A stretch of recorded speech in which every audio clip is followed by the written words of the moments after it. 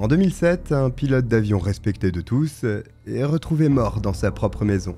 Une mort qui n'a visiblement rien de naturel. Ce vétéran, décoré de l'US Air Force, qui s'était bâti une carrière exemplaire, a été abattu de 3 balles, dans un lieu où il était supposé être en sécurité, et dans un pays qu'il a servi durant la majeure partie de sa vie. Son meurtre a déclenché une traque internationale longue de plus d'une décennie, et mis à l'épreuve la détermination de tous ceux qui cherchaient à obtenir justice. Une affaire qui prouve que si les frontières peuvent parfois devenir les alliés des criminels, cela n'est pas toujours définitif.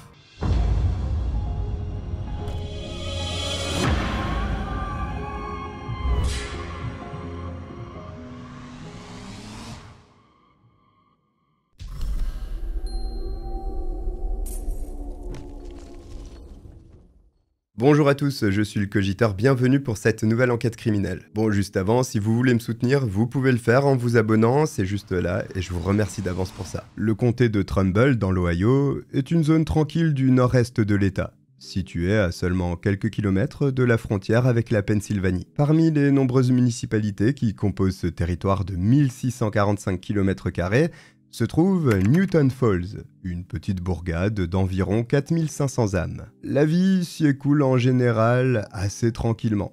Pourtant, c'est justement là-bas qu'un drame va se produire en 2007. Et bah oui, en général les histoires commencent mal ici.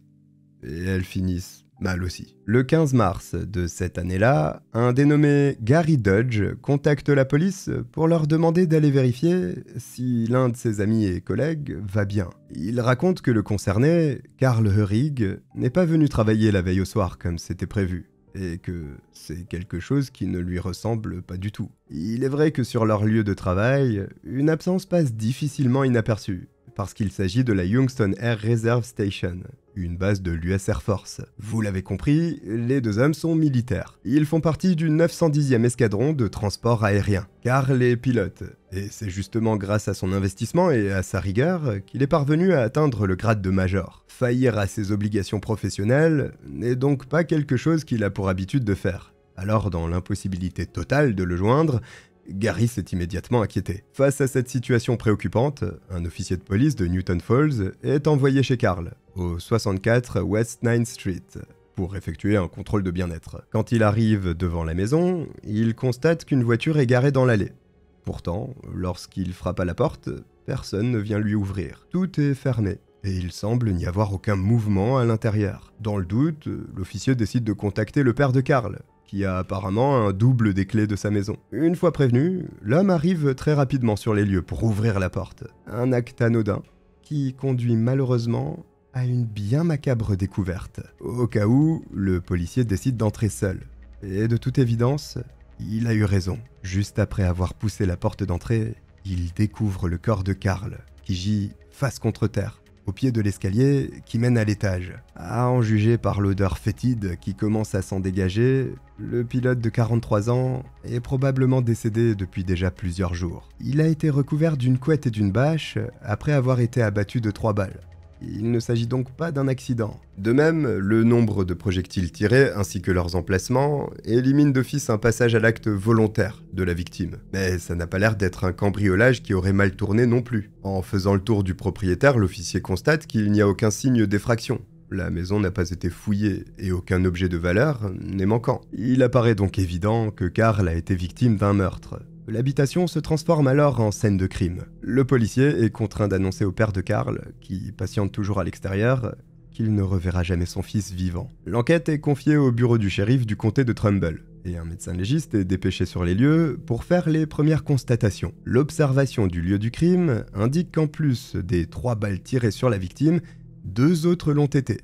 Mais elles ont ricoché sur le sol pour aller se loger dans le mur. Après avoir inspecté le corps de Carl, c'est finalement en montant à l'étage qu'un sergent du bureau du shérif a la plus grosse surprise de sa journée. En ouvrant la porte de la chambre principale, il s'aperçoit qu'il vient d'échapper de peu à la mort. Ou au moins à une très vilaine blessure. L'homme remarque que le canon d'un revolver Smith & Wesson 357 Magnum est inséré dans un trou, percé dans une planche, elle-même bloquée dans un placard ouvert. L'arme est chargée, prête à tirer, et sa queue de détente était reliée à la porte via un fil. En gros, le simple fait qu'elle soit ouverte aurait pu faire partir un coup de feu.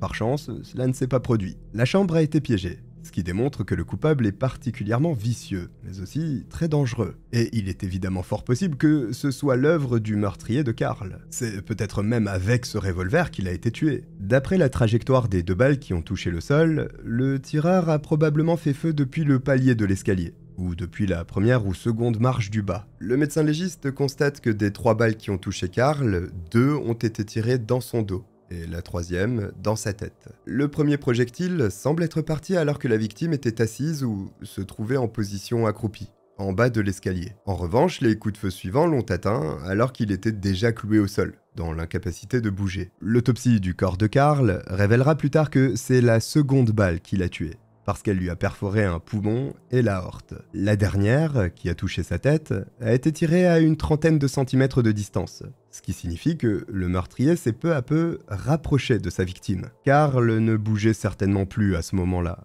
mais le tueur a quand même tiré une 3e balle. La personne qui a fait ça tenait de toute évidence à ce qu'il n'ait aucune chance d'en réchapper, ce qui signifie qu'il s'agit certainement du fruit d'une rancune personnelle. Bon, 3 balles dans le buffet, un piège mortel installé et une exécution à bout portant, c'est clair que le tueur ne portait pas Karl dans son cœur. Et à ce niveau, il était sûrement pas loin de la cote de popularité d'un président français. D'ailleurs, le fait que le corps ait été recouvert indique que c'est bien personnel. Parce que, généralement, seuls les tueurs qui connaissaient leurs victimes le font.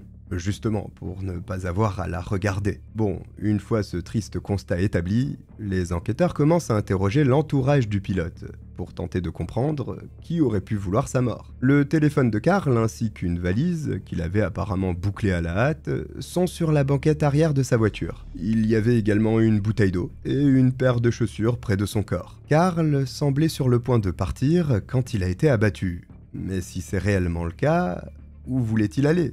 Et surtout, pourquoi voulait-il le faire dans la précipitation ? Pour pouvoir reconstituer le puzzle, les enquêteurs doivent avoir toutes ces pièces. Le problème, c'est qu'il leur en manque une d'une importance capitale, parce qu'il se trouve que Karl n'était pas célibataire. Il était marié depuis près de 2 ans, à une dénommée Claudia, qui n'est nulle part dans les environs. Alors, où est son épouse ? Pourquoi est-ce un collègue de Karl qui a contacté les autorités, parce qu'il s'inquiétait ? Et pas elle. En apprenant son existence, les enquêteurs essaient évidemment d'appeler Claudia, mais leur tentative de contact avec elle reste sans réponse. Et ils n'ont pas encore creusé beaucoup que les agissements de cette femme leur semblent déjà très curieux. Et ce qu'ils vont découvrir par la suite n'est rien de moins qu'un passé relationnel troublant, qui pourrait bien expliquer ce meurtre sordide.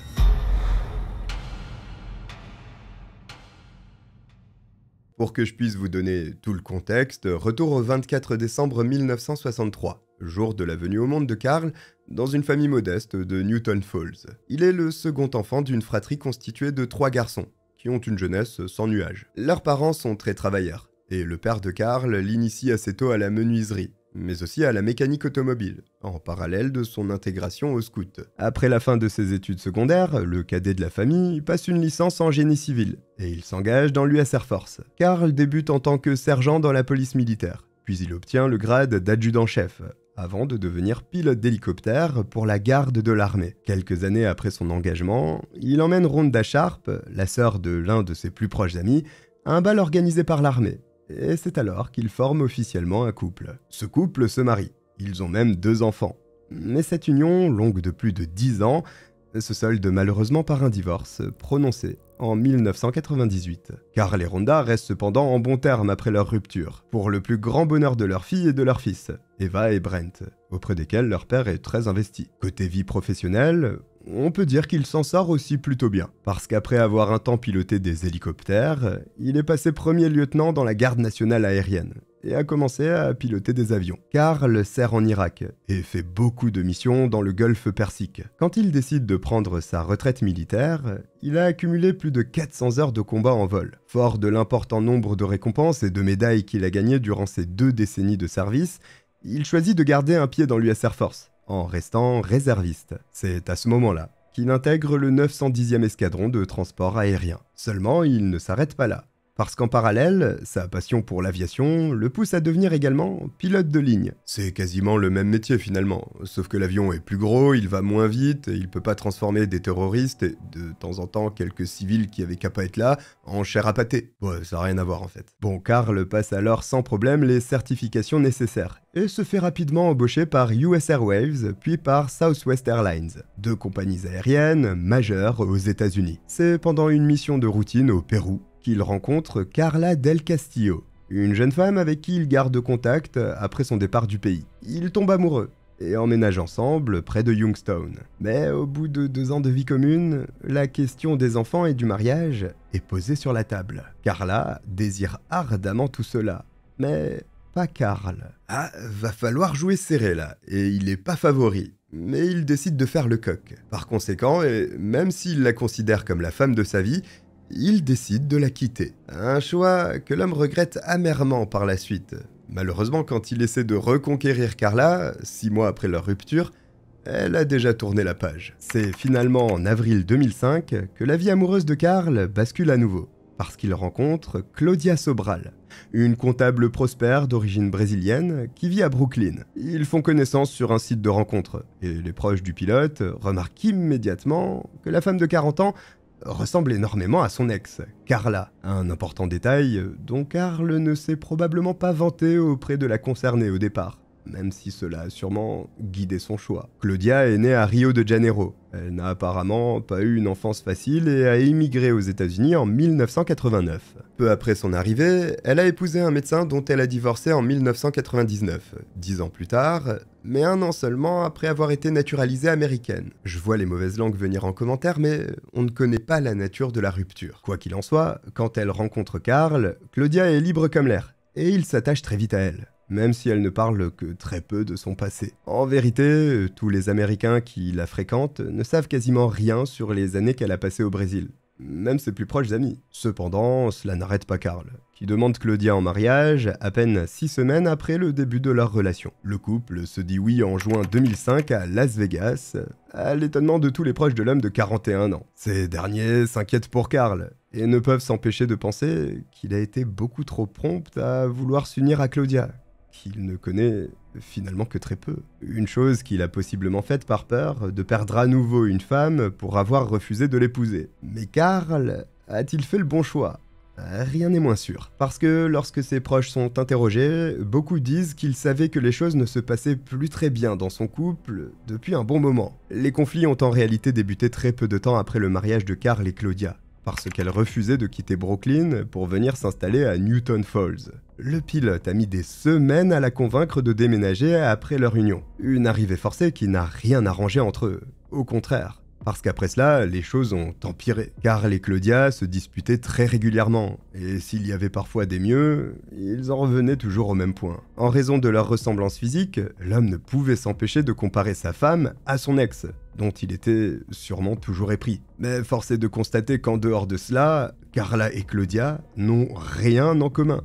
Leurs personnalités sont même on ne peut plus différentes. Carl, qui a voulu épouser la seconde en espérant retrouver la première, au moins en partie, s'est sûrement assez vite aperçu qu'il avait fait une grossière erreur. Claudia, de son côté, a rapidement montré une certaine instabilité. Au fil du temps, son comportement est devenu erratique, au point qu'elle a décidé d'inviter ses beaux-parents, juste pour pouvoir laver son linge sale devant eux, le 5 février 2007. Un échange surprise qu'elle a entièrement enregistré, à l'insu de tout le monde, y compris Carl. Durant la réunion, Claudia a accusé Carl d'être émotionnellement abusif, de la comparer sans arrêt à Carla, et de n'être jamais là. Son mari, de son côté, se plaignait qu'elle soit si difficile à vivre, et qu'elle ne veuille rien faire à la maison. Finalement, pour Carl, cette initiative très déplacée a été la goutte d'eau qui a fait déborder le vase. Le couperet ne se fait pas attendre. Il annonce à Claudia, devant ses parents, que pour lui, leur relation est terminée. En réponse, sa femme s'évanouit. Et quand elle est revenue à elle, elle s'est enfermée dans la chambre. Plus tard ce jour-là, Claudia a pris une forte dose de médicaments. Puis elle a quitté la maison au volant de sa voiture et provoqué un accident de la route. Cet écart lui a d'ailleurs valu une accusation pour conduite sous influence, étant approuvé qu'elle était effectivement un peu instable. C'est donc en parlant avec les proches de Karl que les enquêteurs apprennent que, juste avant son décès, il avait la ferme intention de demander le divorce. Le propriétaire d'une maison située à Newton Falls affirme que Karl avait visité et même réservé son bien au cours du mois de février. Il avait reçu un dépôt de sa part et lui avait remis les clés du logement. Ces révélations ne manquent pas d'attiser les soupçons des autorités à l'égard de Claudia, d'autant plus qu'elle demeure introuvable. Sa voiture n'était pas dans l'allée quand les autorités ont découvert le corps de Karl, et la dernière fois qu'elle a été aperçue dans le quartier date du 12 mars. Ce jour-là, un voisin a vu Claudia quitter la maison à toute vitesse dans sa BMW. Et étant donné que Karl était déjà mort depuis quelques jours quand on l'a retrouvé, il est difficile de ne pas faire le lien. Fort de toutes ces nouvelles informations, les enquêteurs entament d'intenses recherches pour retrouver Claudia, à qui ils ont pas mal de questions à poser. Mais ils sont loin de se douter que la traque qu'ils entament vient tout juste de débuter. Et elle va leur réserver des surprises, croyez-moi.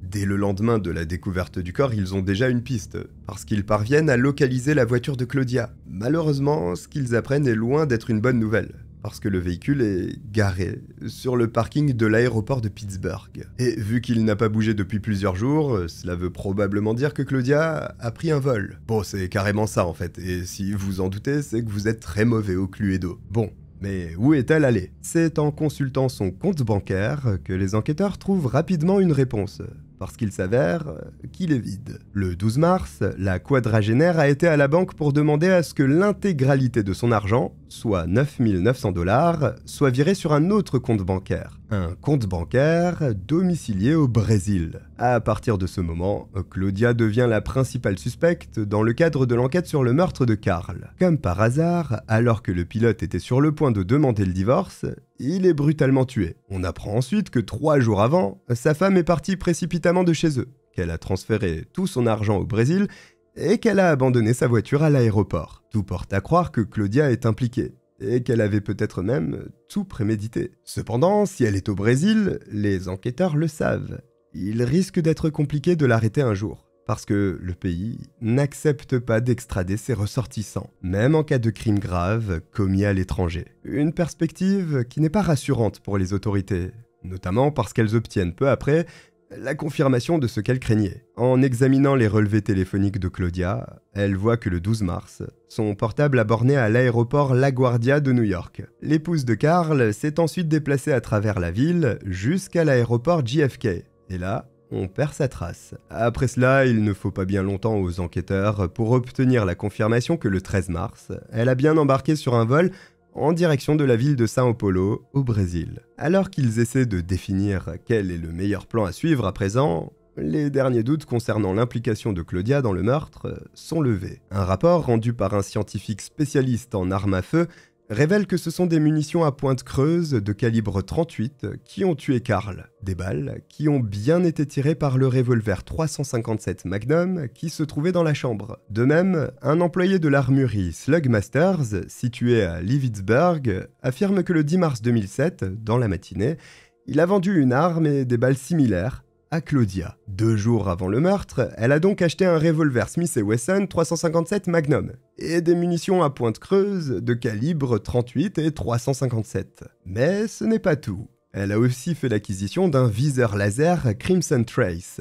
un dispositif destiné à aider l'utilisateur de l'arme à viser juste, dont elle a demandé l'installation à l'armurier. À ce rythme-là, on va bientôt découvrir que Claudia est un Terminator venu du futur pour fumer Karl. Mais à l'armurerie, elle a affirmé vouloir acheter ce revolver uniquement pour pouvoir se protéger en cas d'intrusion dans sa maison. Après cela, elle s'est rendue au stand de tir GCL à Warren, où elle s'est entraînée à tirer avec un revolver 357 Magnum équipé d'un viseur laser. Une arme qui est certainement celle qu'elle venait d'acheter. Des rapports et des témoignages on ne peut plus accablants, qui semblent confirmer qu'elle a bel et bien commis le meurtre de son mari. On a même l'impression que Claudia a littéralement fait le maximum pour s'assurer de ne pas rater son coup. Un mandat d'arrêt international a été mis à son encontre pour le meurtre de Karl. Mais comme prévu, les choses deviennent très vite compliquées. Lorsque les discussions diplomatiques sont engagées entre le Brésil et les États-Unis, les enquêteurs tombent rapidement dans une impasse juridique,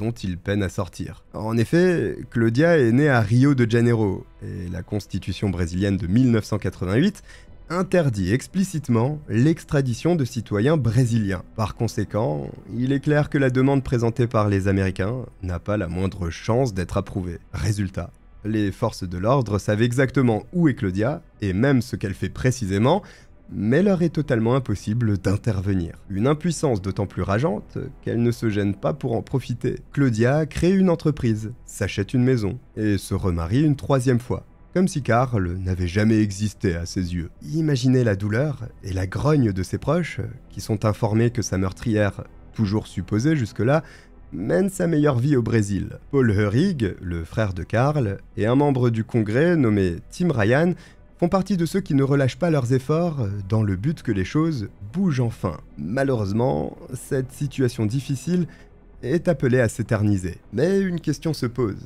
Claudia mérite-t-elle vraiment que son pays d'origine la protège? Parce que lorsqu'elle a demandé à être naturalisée américaine en 1998, elle a également accepté de renoncer à sa nationalité brésilienne. Cet important détail, dont le Brésil n'avait pas connaissance auparavant, provoque officiellement la déchéance de la nationalité brésilienne de Claudia en 2013. Cependant, alors que 6 ans se sont déjà écoulés depuis les faits, cela n'impacte pas vraiment la situation.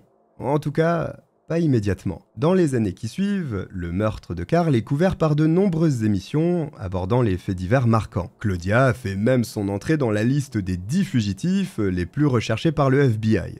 Mais il faut attendre 9 ans pour que l'affaire connaisse un rebondissement. 9 longues années, durant lesquelles les autorités américaines ont fait appel de la décision des autorités brésiliennes à chaque fois qu'elles ont rejeté leur demande d'extradition. En avril 2016, le dossier remonte finalement jusqu'à la Cour suprême fédérale brésilienne. Pour que la demande d'extradition de Claudia soit une énième fois refusée, il faut que les votes des juges soient unanimes. Par chance, ils ne le sont pas. L'un d'eux ne s'oppose pas à ce que la meurtrière supposée soit renvoyée aux États-Unis, au motif qu'elle a perdu sa nationalité brésilienne en 2013. À ce moment-là, le Brésil n'avait encore jamais accepté d'extrader un natif du pays. Il s'agit donc d'une décision historique et qui fera jurisprudence. Une décision qui vient tout de même en échange de la promesse que la peine de mort ne sera pas requise contre Claudia lors de son procès. Il s'en est fallu de peu pour qu'elle réussisse à s'en tirer. Mais ça y est, cette fois, il n'est plus question pour elle de fuir les conséquences de ses actes. Mais attention, elle a des explications à donner. Des explications qui, vous allez le voir, seront pour le moins surprenantes.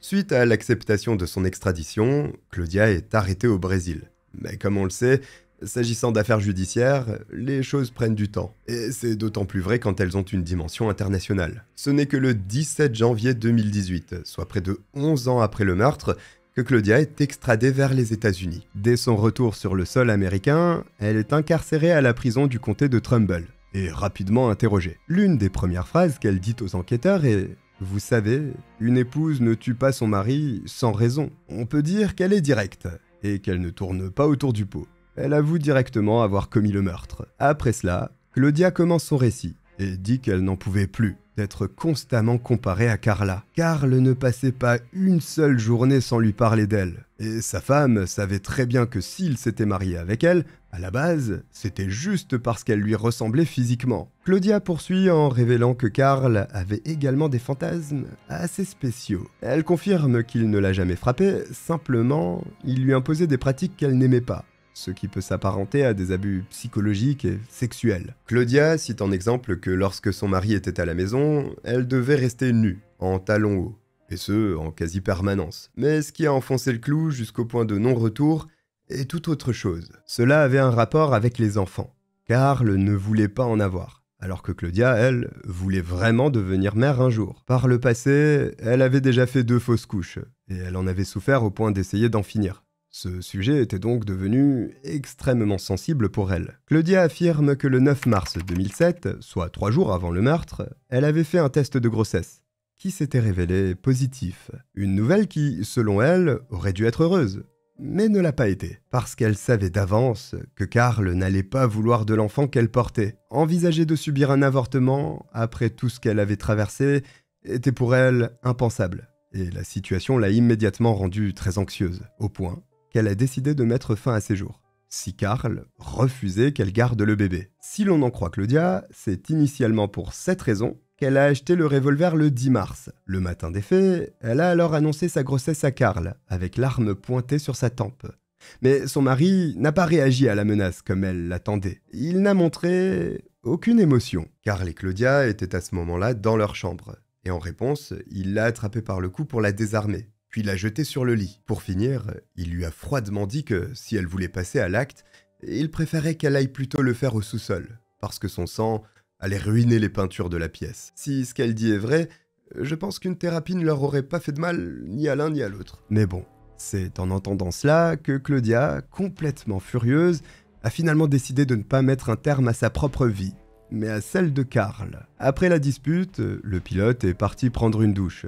Puis il est resté enfermé dans la salle de bain pendant environ 1 heure. Un laps de temps durant lequel sa femme a bu plus que de raison. Quand Karl est finalement sorti de la salle de bain, il a descendu les escaliers et s'est assis sur la première marche pour mettre ses chaussures. C'est à cet instant que Claudia, qui était ivre, lui a tiré une première fois dans le dos. Ensuite, elle a descendu les marches pour tirer 2 fois supplémentaires, dont la dernière à très courte distance, dans la tête de Karl. Claudia affirme qu'après l'avoir tué, elle a tenté de retourner l'arme contre sa personne, mais que le coup n'est pas parti parce qu'il n'y avait plus de munitions dans le barillet. Elle voulait initialement garder 2 balles pour elle-même, et pensait n'avoir tiré que 3 fois, non pas 5. Avant de recharger le revolver pour aller au bout de son plan, elle a décidé d'appeler sa famille pour leur faire ses adieux. Ce sont ses proches qui ont réussi à la convaincre de renoncer à passer à l'acte, et lui ont conseillé de prendre immédiatement la fuite pour revenir au Brésil. C'est d'ailleurs vers le compte de son père qu'elle a viré tout son argent. Retenez bien que cette version est celle de Claudia, et uniquement la sienne. Le seul qui pourrait la confirmer ou au contraire l'infirmer n'est autre que Karl lui-même, qui va avoir du mal à se faire entendre. À présent, c'est à un jury qu'il appartient de trancher. Le procès de Claudia s'ouvre le 14 janvier 2019, et la salle d'audience est comble dès le premier jour. De nombreux journalistes ont fait le déplacement, ainsi que tous les proches de Karl, qui attendent impatiemment ce moment depuis maintenant près de 12 ans. À la surprise générale, Claudia n'hésite pas à aller à la barre pour témoigner. Et devant la cour, elle raconte tout ce qu'elle avait déjà dit aux enquêteurs. Seulement, force est de constater qu'elle peine à rester cohérente. Parce que quand on lui demande pourquoi elle avait mis un piège en place dans la chambre, elle répond qu'elle l'avait construit dans le but de le déclencher elle-même. C'était en quelque sorte une sécurité. Elle explique qu'à l'époque, elle avait fait des recherches et découvert que les personnes qui veulent passer à l'acte en se tirant dans la tête hésitent souvent au dernier moment. Cette hésitation provoque parfois un mouvement incontrôlé et une déviation de la balle, qui cause un raté dont les conséquences sont généralement désastreuses. Et c'est vrai, cela arrive de temps en temps. Un sort auquel Claudia voulait s'assurer d'échapper, en calant l'arme de sorte à ce qu'elle ne puisse pas bouger. Mais si c'est réellement le cas, comment expliquer le fil qui reliait la queue de détente de l'arme à la porte de la chambre? Il y a de nombreuses incohérences dans la version de Claudia, et il n'existe strictement aucune preuve tangible susceptible de pouvoir corroborer ces allégations. Elle n'a par exemple pas été en mesure de fournir le moindre document médical indiquant qu'elle a déjà perdu un ou des enfants par le passé. On est donc en droit de douter du fait qu'elle était réellement enceinte au moment des faits, parce qu'il est sûr qu'elle n'a donné naissance à aucun bébé au Brésil. Or, si Claudia n'a pas non plus fait de fausses couches ou subi d'avortement, c'est toute sa ligne de défense qui s'effondre. Elle a toujours affirmé que cette grossesse avait été le déclencheur des événements qui ont finalement mené au meurtre. Alors, si elle n'a jamais existé, que lui reste-t-il ? Eh bien, pas grand-chose. Parce qu'outre cette histoire de grossesse, beaucoup de points poussent également à croire que Claudia ne dit pas forcément la vérité de manière globale. Déjà, il y a le piège installé dans la chambre, mais aussi le viseur laser. Pourquoi a-t-elle demandé à ce qu'un tel dispositif soit installé sur son arme quand elle l'a acheté, si elle l'a réellement fait avec la seule intention de mettre fin à ses jours? Je ne suis pas un expert, mais jusqu'à preuve du contraire, pour viser sa propre tête, c'est pas forcément nécessaire d'avoir un viseur laser, ni même de partir s'entraîner au tir avant. Honnêtement, le laser là, il est aussi utile que les chaussettes pour tongs. Eh oui, ça existe. En plus, les proches de Karl affirment qu'il n'était absolument pas du genre à faire subir des abus, quels qu'ils soient, à une femme. Tous sont unanimes à ce sujet, y compris son ex-épouse Rhonda, qui a partagé sa vie pendant plus de 10 ans quand même. Après avoir annoncé son intention de divorcer, Karl avait même dit à Claudia qu'il ferait le nécessaire pour qu'elle ne se retrouve pas dans la galère financièrement. Et il est vrai qu'après cela, il est difficile de l'imaginer dire à sa femme enceinte qu'il préférerait qu'elle aille se mettre une balle au sous-sol plutôt que dans leur chambre pour ne rien salir. En revanche, Claudia, elle, avait l'air de ne pas tenir le même genre de discours, et ce, bien avant les faits. Krista Bridges, une amie de Karl, témoigne qu'en août 2006, lors d'un enterrement de vie de jeune fille, elle avait entendu Claudia dire que si son mari la quittait un jour, elle le tuerait. On peut dire que c'est plutôt clair, et que cela reflète assez bien ce qu'il s'est passé par la suite. Tout porte à croire que, dans les jours précédant les faits, Karl, lassé de se disputer encore et encore avec Claudia, lui a probablement dit qu'il comptait partir de la maison. Il était visiblement bien décidé à demander le divorce et son avis n'aura pas changé sur la question. Seulement, Claudia ne l'entendait pas de cette oreille. Alors, dans l'impossibilité de le retenir, elle a commencé à planifier son meurtre, pour mettre un terme à leur relation à sa façon. Il est impossible de savoir si Karl a choisi de s'en aller le 12 mars 2007 précisément, pour éviter une énième querelle. Toujours est-il que c'est à cette date qu'il a décidé de le faire. Claudia a donc tué son mari avant qu'il ne franchisse la porte. Puis elle est retournée au Brésil en pensant que cette fuite lui permettrait d'échapper à la justice américaine. 10 jours après le début de son procès, Claudia est déclarée coupable du meurtre aggravé avec préméditation de Karl Hörig et de port d'armes illégales. Le 8 février 2019, elle est condamnée à perpétuité sans possibilité de libération conditionnelle pendant 25 ans, plus 3 ans de prison pour port d'armes illégales. Et attention, cumul des peines aux États-Unis. Cette seconde peine est donc à purger avant et consécutivement à la charge principale. Autrement dit, ceci ne rendra Claudia admissible à une libération conditionnelle qu'après 28 ans de prison. Plus précisément en avril 2044. Elle aura alors 79 ans. Quand il est décédé, Karl était major dans l'US Air Force, pilote en chef et commandant d'aéronefs, mais aussi et surtout le père de 2 enfants dont il était très proche. Sa fille, Eva, lui avait d'ailleurs annoncé, peu de temps avant sa mort, qu'il allait devenir grand-père. Une joie et un bébé que Karl n'a malheureusement jamais eu la chance de connaître. Cette affaire demeure un puissant rappel que la justice, bien que parfois lente et semée d'embûches, peut finalement prévaloir ceux qui la cherchent et refusent d'abandonner. Et ce, peu importe les frontières qui séparent le coupable de sa sentence. Voici pour cette affaire complètement folle. Si vous êtes arrivé jusqu'au bout, écrivez Brésil en commentaire. Merci d'être toujours présent sous les vidéos, ça me va droit au cœur. Si vous avez oublié de vous abonner ou de liker la vidéo, c'est juste là, ça m'aide énormément. Je vous remercie de m'avoir regardé, je vous dis à très bientôt. Bye.